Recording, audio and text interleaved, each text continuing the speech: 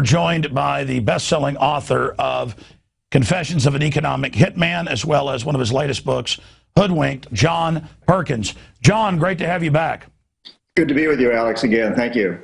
I've been interviewing you, 5, 6 years since your first book came out, and you predicted much of what has now unfolded. We're seeing the very same private banking cartels telling the European Union now, transfer all of your existing rights and sovereignty to a new private financial order.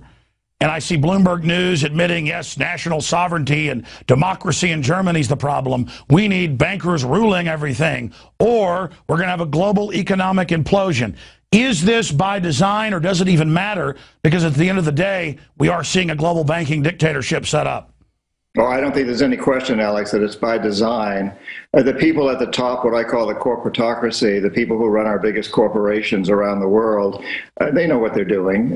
They know what's going on here, and they want it to happen this way. It's by design. They're taking control. You know, we've moved from a time a few hundred years ago when religious organizations pretty much ran the world, to then governments running the world, and now we've moved to the next phase, which is the big corporations controlling the world, financially and economically and politically. Nations don't mean much anymore. The corporations are really exercising their muscle right now. They certainly are. But talk about some of the big power players from your perspective. And for viewers who may not know who you are, tell us a little bit about your experience that's unique to be able to make the assessment you've made today. Well, my official title was Chief Economist at a major consulting firm in Boston, Massachusetts. This is back in the 70s. I was really an economic hitman. I arranged huge loans for countries that had resources that corporations coveted, from places like the World Bank and the private banking industry. Money never actually went to those countries. It went instead to our own corporations to build big infrastructure projects in those countries, like power plants and industrial parks, that benefited a few wealthy people in those countries, as well as our own corporations, but didn't help the majority of the people. Too poor to buy electricity, couldn't get jobs in industrial parks because they don't hire many people. And yet the people of the country, were left holding a huge debt they couldn't repay. So we go back at some point and say, hey, since you can't pay your debts, sell your oil to our oil companies real cheap, or your mineral resources, whatever. Open your markets to us. Let us build a military base on your soil. Vote with us on the next critical United Nations vote. And in the few cases where these leaders didn't go along with what we wanted them to, what we call the jackals went in. These are people that assassinate or overthrow governments. And because I couldn't bring Jaime Roldos, president of Ecuador, around, or Omar Torrijos of Panama, they were both assassinated in this process. It's a pretty insidious method, but it's a new way of forming empire, and it's turned out to be extremely successful, and it's bringing us all apart. Well, if one thing is clear, Goldman Sachs, JP Morgan, the other big mega global banks are totally ruthless and really revel in oppression and destroying societies. And as you pointed out, they go in and build their own infrastructure that's taxpayer paid for. So the public pays for the services, but also pays for the investment. And then the country goes into impossible to pay off debts. I've seen numbers of Nigeria. They get $1 billion loan over the last 30 years, pay over $50 billion, and still owe tens of billions of dollars. And now this very structure is being used on the West, breaking down what we're seeing happen in Europe and here in the U.S. What is the end game of these big mega banks and corporations that have grown up around them? It's total control. It's a new form of empire. It's an empire that isn't created primarily through the military, although the military is right there always to back up these corporations if they get into trouble. But it's this form of empire that's being built around debt and fear. And in a way, it dates back to the old feudal empires, where you had these castles around the country side, and you had a few what we call the bourgeoisie, people that lived around the outsides of the castles. And they were kept there. They kept us having to give a huge percentage of their crops or whatever they did, blacksmiths, whatever their work they did, they had to donate it to the lord of the castle and his knights. Or they felt that they would be attacked by somebody from another castle. We're very much in that mentality today, except today the castle is the big corporations, and the lords are the CEOs of those corporations, and their knights are all the henchmen that work for them. Very, very similar situation. And yes, we're seeing it in the United States. We're seeing it in Europe. I'm on my way to Istanbul to speak at a major conference there of leaders from many Eastern European and Middle Eastern countries. They're experiencing it big time.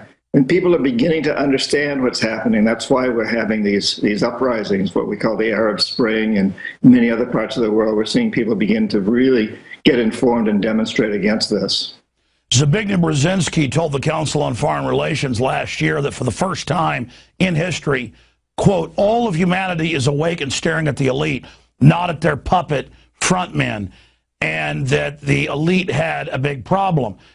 How do you see the kleptocrats, the corporate fascists, whatever you want to call them, how do you see them trying to maintain and expand this control? Because I see their undoing being they're so good at wrecking societies and knocking out their competition and destroying economic diversity. They're such an incredible corporate Borg that in the final equation, they must be overthrown.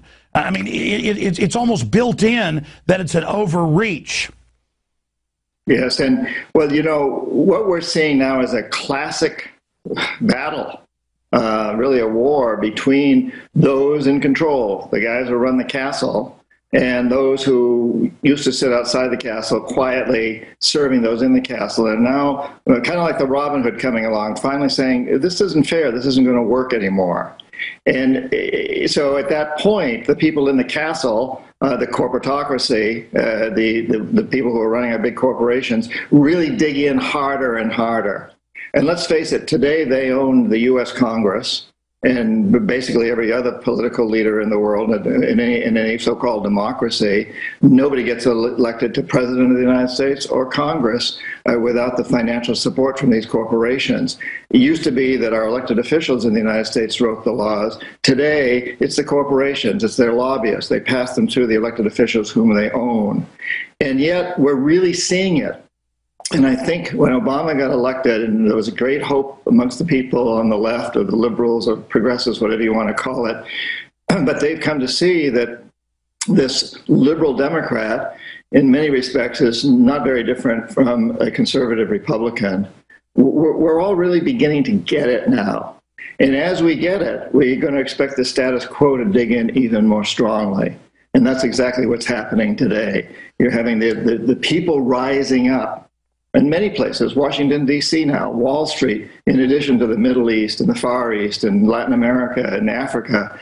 And at the same time, the status quo, those in control, the corporatocracy, are going to dig in harder and harder and harder. We're talking to John Perkins, best-selling author, New York Times, #1 best-selling author, economic hitman, and of course he also put out Hoodwinked. I had read, coming up in a few months, it's coming out in paperback, invaluable reading. You know, I do radio interviews as you do and TV interviews all over the world. And so many times they bring up John Perkins. They say, wow, what you're talking about, have you heard of John Perkins? I'm like, of course I have.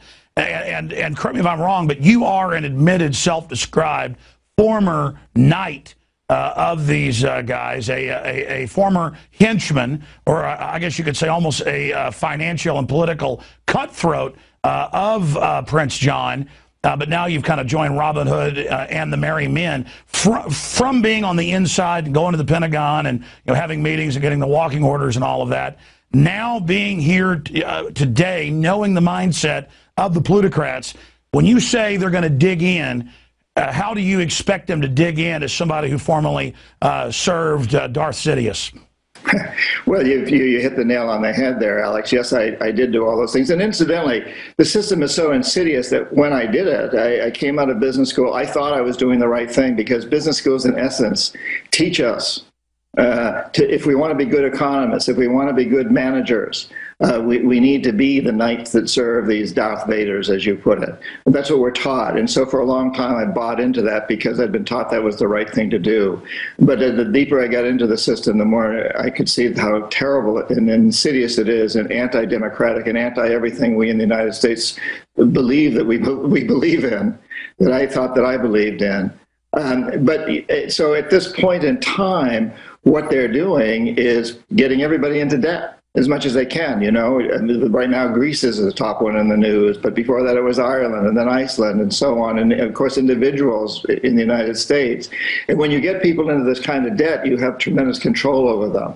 So you start to demand that in order to have a little bit of debt relief, they have to sell off their public utility companies or other public sector institutions to the private corporations. So it's an attempt to get more and more power into the hands of the private corporations. At the same time, they're very much bringing the middle class down, because it looked to them like the middle class was beginning to get a little too smart, understanding what was going on. And so bring the middle class down some, not too far, because you got to have them buying your goods and services, but scare them, put them deep into debt. When you're deep in debt, you don't rebel because you don't want to lose your house. You don't want to lose the food on your table to serve your family. So you basically become a eunuch. And they like that. That's what's going on today, Alex, around the world. In closing, I've been asking the questions here. I'd like you to spend a few minutes on any topics or points that you think are really central to understanding the big picture here. And I'd also like you to look into your crystal ball, if you can, and describe where you see this going. We agree, giant awakening, new renaissance, enlightenment, whatever you want to call it, but the empire is going to strike back, to continue with the Star Wars analogy. So any other points that you think are important, and then again, elaborate on where you see things going. Well, I think we have to all understand, each of us, that we have tremendous power, that these corporations only survive and thrive because we buy their goods and services.